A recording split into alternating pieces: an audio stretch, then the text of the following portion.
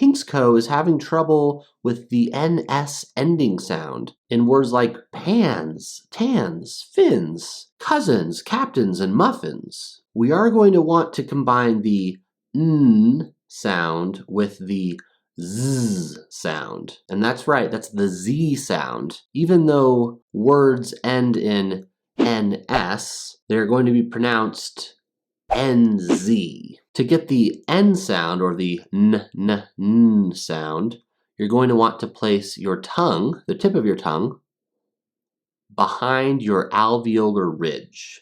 The alveolar ridge is a little bump behind the front of your teeth. Ah-ha-ha, ah-ha-ha-ha. That's where it is.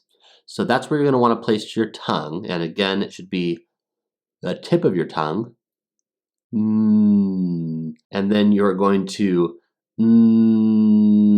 vibrate sound through your nose. The N sound is a nasal sound. So that's the N sound. The Z sound is also alveolar. However, instead of placing the tip of your tongue on the alveolar ridge, the middle of your tongue should be up against the alveolar ridge.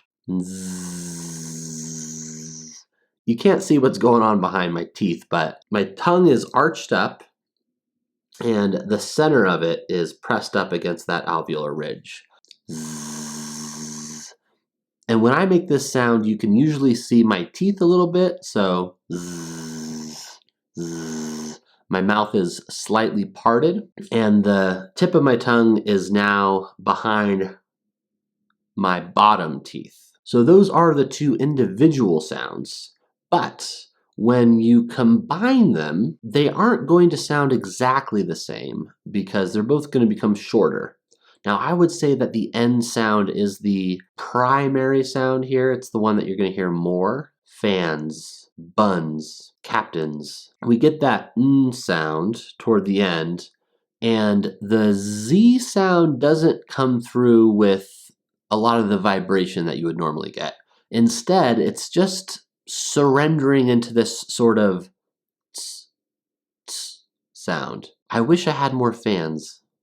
You hear how it's just, there's a slight hiss at the end, like a little baby snake. So that's what we're aiming for. Honestly, the only vibration that you get is more of a carryover vibration from the N sound. Nz. But we can't say it's an S sound because an S is S, cousins, but you're not drawing it out. It's more of a kind of like a hi-hat.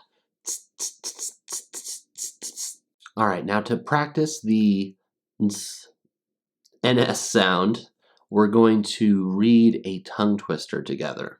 I'll read it slowly at first and a little bit unnatural, and then I will read it at a normal, natural, native speaker pace, and hopefully you can follow along. In a whimsical land, 99 napping gnomes scheduled intense prancing lessons on dense lawns, knitting colorful pennants with shiny threads as bronze cans and blazing suns spun in unison.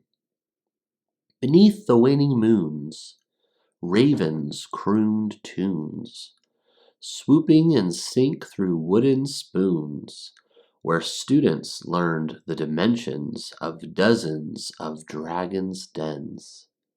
Within the windswept dunes, lions groaned and moaned, scanning the horizon for prancing gnomes, balancing on minuscule pine cones as they honed their dancing in the twilight zones.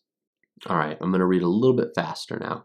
In a whimsical land, 99 napping gnomes scheduled intense prancing lessons on dense lawns, knitting colorful pennants with shiny threads as bronze cans and blazing suns spun in unison. Beneath the waning moons, ravens crooned tunes, swooping in sync through wooden spoons, where students learned the dimensions of dozens of dragons' dens.